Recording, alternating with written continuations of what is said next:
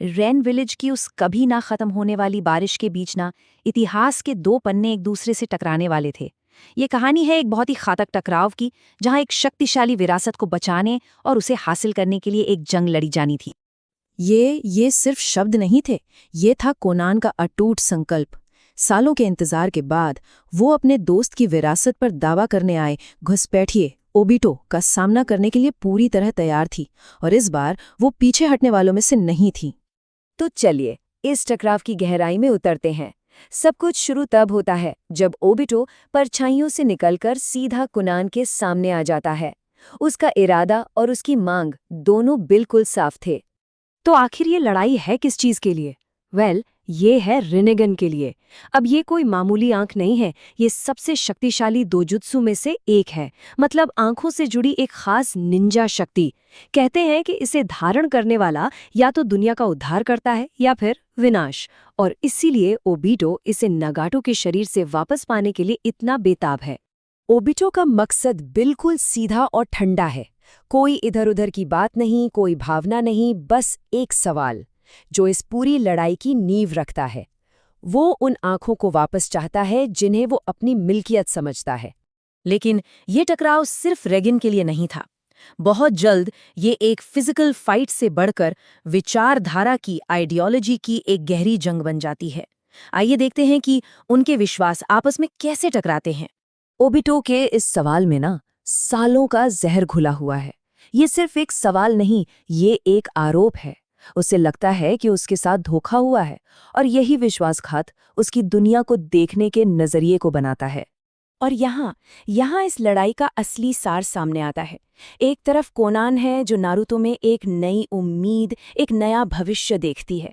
वो मानती है कि नफरत के इस चक्र को तोड़ा जा सकता है। और दूसरी तरफ है ओबिटो, जिसका मानना है कि शांति बस एक झूठा सपना है और इस दर्द भरी दुनिया को मिटा देना ही एकमात्र हल है। उनकी लड़ाई सिर्फ भविष्य को लेकर नहीं, बल्कि उनके अतीत पर भी थी।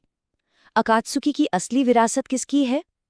क्या वो याहिको के शांति के सपने की है, या फिर ओबिटो के दुनिया पर कब्जा करने के प्लान की? दोनों अपने अपने सच के लिए लड़ रहे थे, जिसकी वजह से उनका साझा इतिहास भी एक युद्ध का मैदान बन गया था। जब बातों से काम नहीं बना तो लड़ाई शुरू हो गई। लेकिन कोनान सिर्फ अपनी भावनाओं के सहारे नहीं लड़ रही थी। उसने इस दिन के लिए सालों से एक जाल बिछाया था। एक ऐसा जाल जो शायद अजय समझे जाने वाले ओबिटो को भी खत्म कर सकता था। लड़ाई की शुरुआत होती है कागज के एक बवंडर से। कोनान अपनी पूरी ताकत से ओबिटो पर हमला करती है। उसे एक पल की भी सांस लेने की मोहलत नहीं देती। पर यह सिर्फ एक हमला नहीं, ये उसकी रणनीति का पहला कदम है। कोनान के ये शब्द उसके इरादे बिल्कुल साफ कर देते हैं। ये जीत के लिए एक लड़ाई नहीं है, ये एक आत्मघाती मिशन है। वो अपनी जान दांव पर लगाने को तैयार है, बस शर्त इतनी है कि ओबिटो का अंधेरा भी उसके साथ ही खत्म हो जाए। और यहाँ कोनान अपनी पूरी रणनीति का खुलासा करती है। वो ओबिटो को अपने कागज की सुनामी में डुबो देती है। लेकिन ये सिर्फ कागज नहीं, ये 600 अरब विस्फोटक बम हैं। सोचिए जरा, एक ऐसा जाल जिसे 10 साल तक तैयार किया गया ताकि 10 मिनट तक लगातार धमाके होते रहें। इतना बड़ा हमला, इतनी जबरदस्त तैयारी, अब वक्त था नतीजे का। क्या कोनान का बलिदान रंग लाएगा, या ओबिटो का अंधेरा इस रोशनी को भी निगल जाएगा? एक कान फाड़ देने वाला धमाका होता है, और फिर चारों तरफ खामोशी। एक पल को लगता है जैसे सब कुछ खत्म हो गया। धूल जब शांत होती है तो पहली चीज जो दिखती है वो है ओबिटो का टूटा हुआ मास्क। पहली बार उसे एक गंभीर चोट पहुंची है। एक पल के लिए ऐसा लगता है कि कोनान जीत गई। और सिर्फ इतना ही नहीं, उसका दाहिना हाथ भी कटकर अलग हो जाता है। जीत लगभग तय लगती है। ऐसा लगता है कोनान का प्लान काम कर गया, या शायद नहीं। और तभी कहानी में आता है सबसे बड़ा मोड़।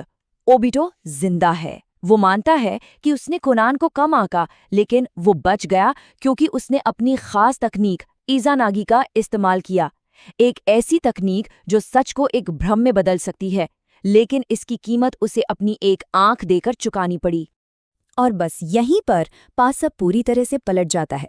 अपनी पूरी ताकत और उम्मीद झोंक चुकी कोनान अब बिल्कुल अकेली और निहत्ती है, और ओबिटो बिना कोई रहम दिखाए लड़ाई को एक ही झटके में खत्म कर देता है। अपने आखिरी पलों में भी कोनान हार नहीं मानती। वो ओबिटो को एक इंसान के तौर पर नहीं, बल्कि एक अंतहीन अंधेरे के रूप में परिभाषित करती है। ये उसकी आखिरी चेतावनी थी, एक आखिरी भविष्यवाणी। कुनान की ये दुखद कहानी हमें एक बहुत गहरे सवाल के साथ छोड़ जाती है।